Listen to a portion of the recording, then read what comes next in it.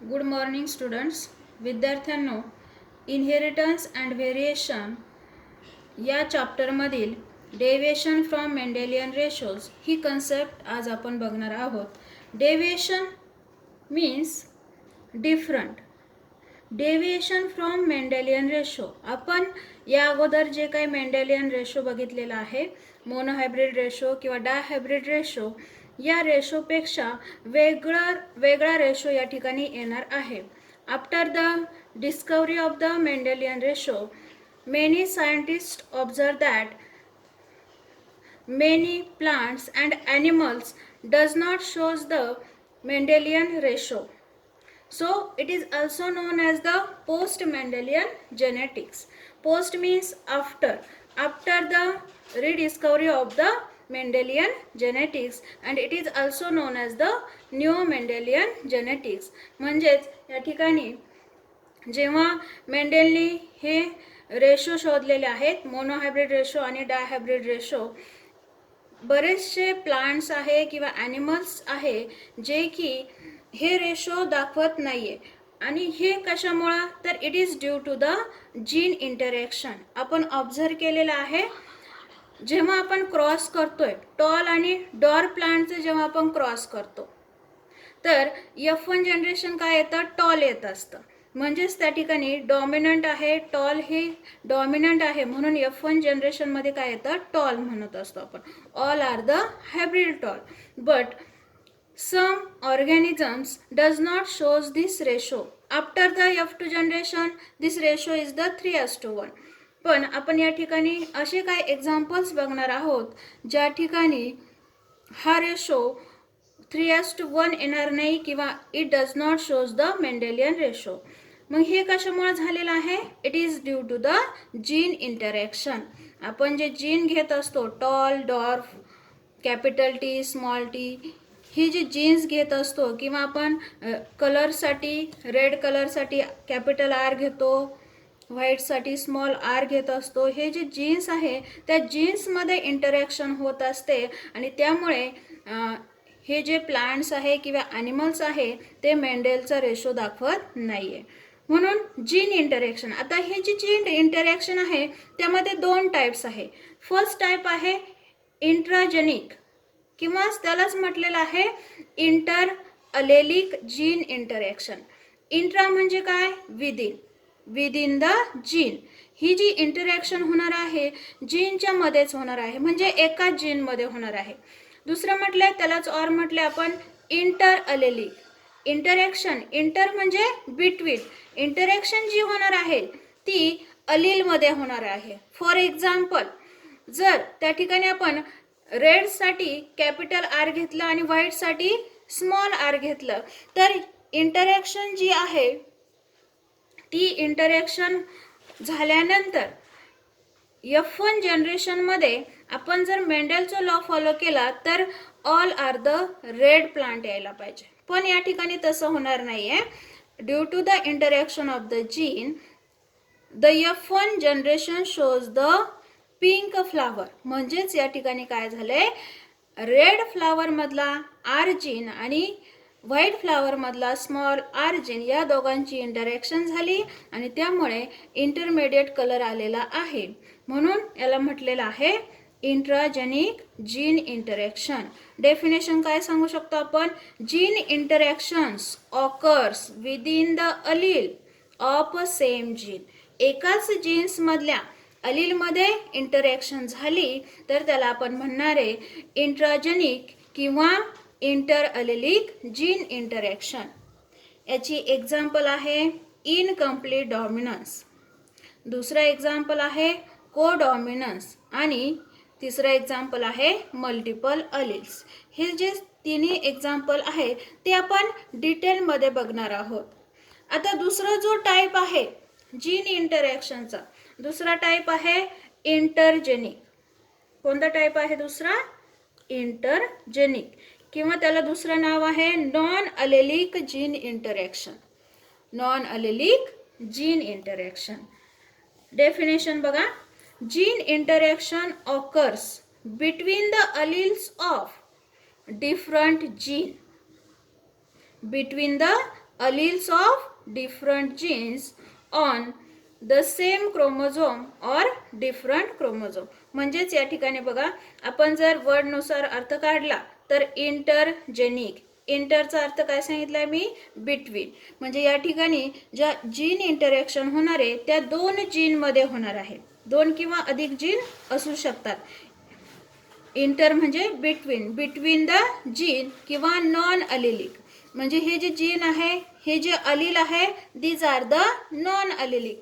एक्झाम्पलच्या सहाय्याने म्हटलं तर या ठिकाणी आपला जो स्किन कलर आहे, ह्युमन बेइंगचा जो स्किन कलर आहे, it is control by the 3 gene A B C. म्हणजेच या ठिकाणी किती जीन्स आले, 3 जीन्स आलेले आहेत आणि त्या 3 जीननुसार आपला स्किन कलर ठरणार आहे. म्हणजेच या ठिकाणी जेवढे जास्त कॅपिटल लेटर्स आपण त्या ठिकाणी घेणार आहे, capital A, capital B, capital C डॉमिनंटसाठी आणि रिसेसिव्हसाठी small a, small b, small C.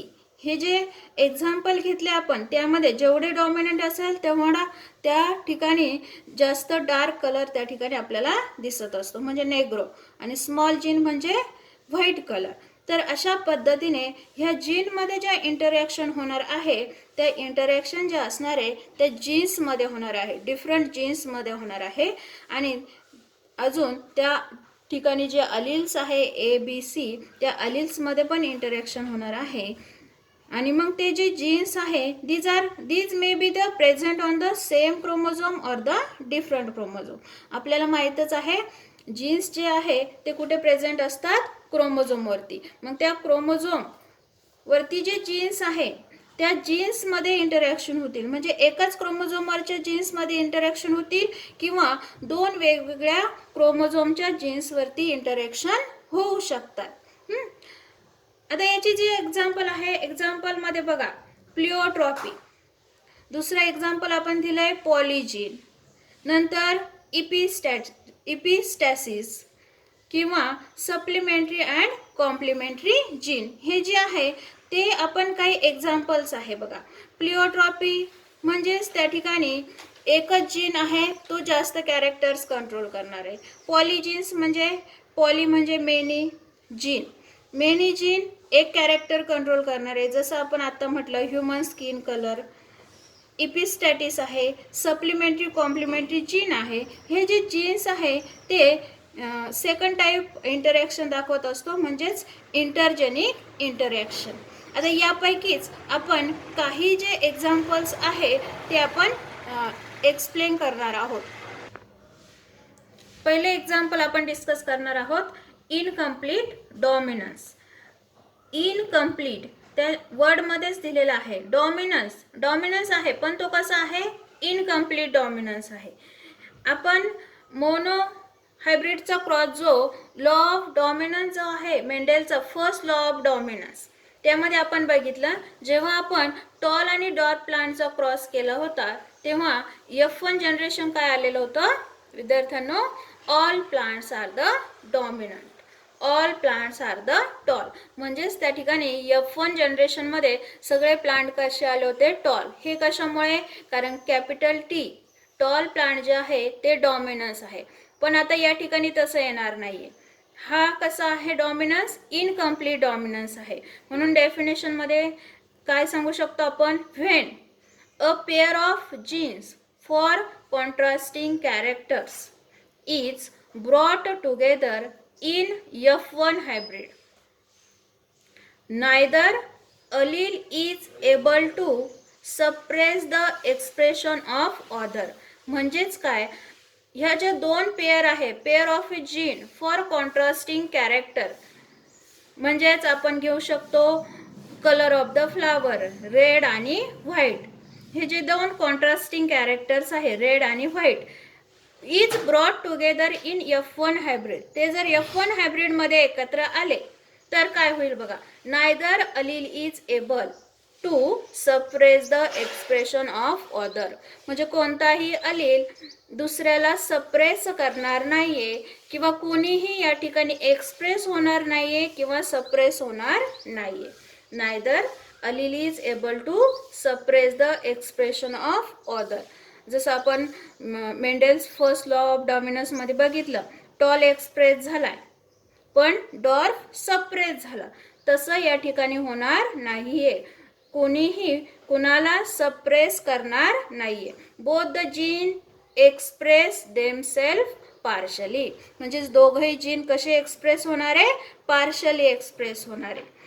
One allele can't suppress the expression of the other अलील.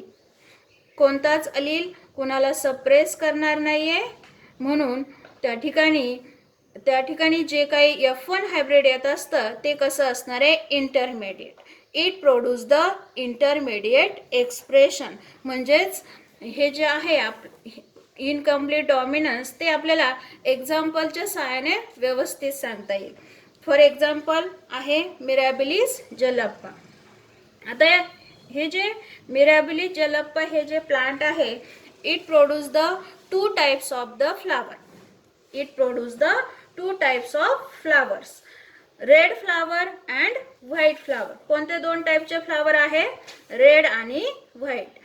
आणि ह्या रेड फ्लावर आणि व्हाईट फ्लावर मध्ये जेव्हा आपण क्रॉस करू, red flower and white flower या दोघांमध्ये जेव्हा क्रॉस केला जातोय तेव्हा F1 जनरेशन जे आहे ते कसं असणार आहे? इंटरमिडिएट असणार आहे. म्हणजे कोणी डॉमिनंट नसणार आहे, कोणी रिसेसिव्ह नसणार आहे. म्हणून पॅरेंट आहे red flower and white flower. Flower कसं आहे? रेड आणि व्हाईट. रेड आणि व्हाईट फ्लावर दोघांमध्ये क्रॉस केलाय. क्रॉस केल्यानंतर रेड साठी काय घेतो आपण? जिनोटाइप काय घेतो? Capital R capital R. White साठी काय घेतो आपण? Small R small R. ठीक आहे. गॅमेट्स. पुढची स्टेप काय आहे आपली? गॅमेट्स. गॅमेट्स काय येतील मग? इथे येईल आर, इथे येईल स्मॉल आर. हे दोघं एकत्र आले म्हणजे F1 प्रोजेनी किंवा F1 generation. F1 generation.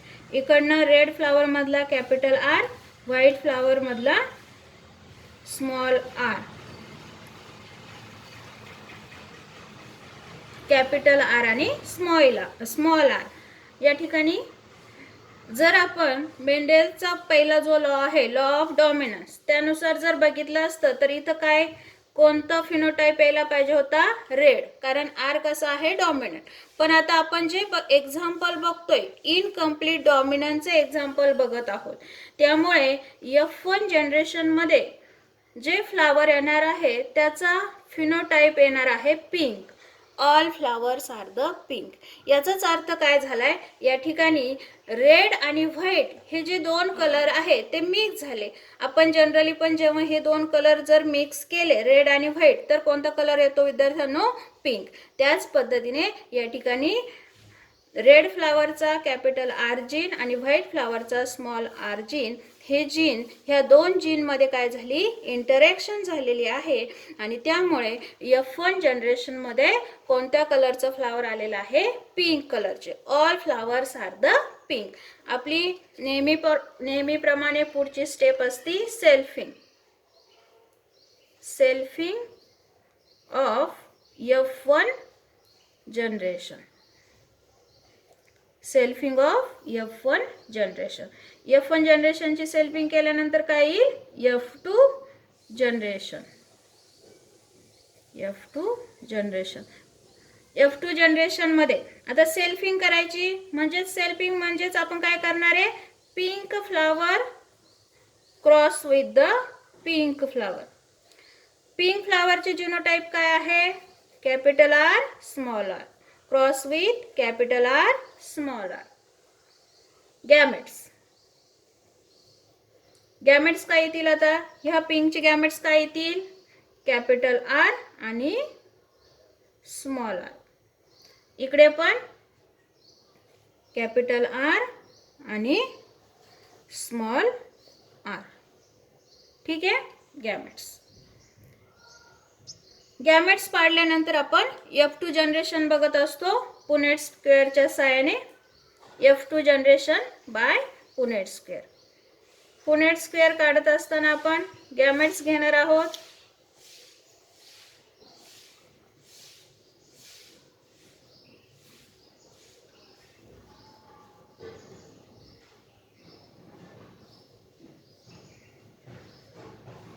Gametes या ठिकाणी मेल, इकडे फिमेल.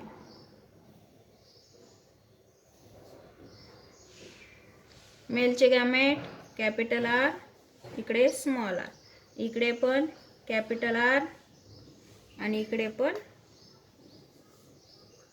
Small R. इथे काय येईल? Small R. सेम इकडचा एक आर, इकडचा एक आर, काय तयार झालं? Capital R capital R. इकडे कॅपिटल आर स्मॉल आर, हे दोन आर एकत्र आले. इथे हा कॅपिटल आर, हा स्मॉल आर, इथे स्मॉल आर स्मॉल आर. ठीक आहे. आता नावं द्यायची. नावं देताना कॅपिटल आर म्हणजे काय आहे? रेड. कॅपिटल आर म्हणजे काय आहे? रेड. म्हणून इथं काय नाव येईल? Red. Capital R small R काय नाव आहे? पिंक. इथे काय येईल? पिंक. आणि इथे व्हाईट. ठीक आहे. रिझल्ट मध्ये काय लिहितो आपण आता? फिनोटिपिक रेशो आणि genotypic ratio. Result phenotypic ratio. Phenotypic ratio red and pink आणि व्हाईट. तीन टाईपचे फिनोटाईप आहे बघा. Red, pink, white. काय येईल मग? 1:2, 2:1. रेड किती आहे? 1. पिंक किती आहे? 2. व्हाईट किती आहे? 1. फिनोटिपिक रेशो किती आला? 1:2, 2:1. जिनोटिपिक रेशो किती येईल? जिनोटिपिक रेशो किती येईल? बघा, capital R capital R, capital R small R, small R small R. काय येईल रेशो? 1:2, 2:1. तुम्ही जर इथं ऑब्झर्व केलं तर इनकम्प्लीट डॉमिनन्समध्ये फिनोटिपिक रेशो आणि जिनोटिपिक रेशो कसा आहे? सेम आहे. आणि तो किती आहे? 1:2, 2:1. म्हणजेच तुमच्या लक्षात आलं असेल हा क्रॉस. डॉमिनन्समध्ये फिनोटिपिक रेशो आपला येतो 3:1, पण इनकम्प्लीट डॉमिनन्समध्ये तो किती आलेला आहे? 1:2, 2:1. आता हे कशामुळे? कारण इनकम्प्लीट डॉमिनन्स आहे. इनकम्प्लीट डॉमिनन्स म्हणजेच आपण काय सांगितलेलं आहे? कोणीही एक्सप्रेस होत नाहीये किंवा कोणीही कोणाला सप्रेस करत नाही. म्हणून F1 हायब्रिड जे आहे ते कसं येत असतं? इंटरमिडिएट म्हणजे पिंक. थँक्यू.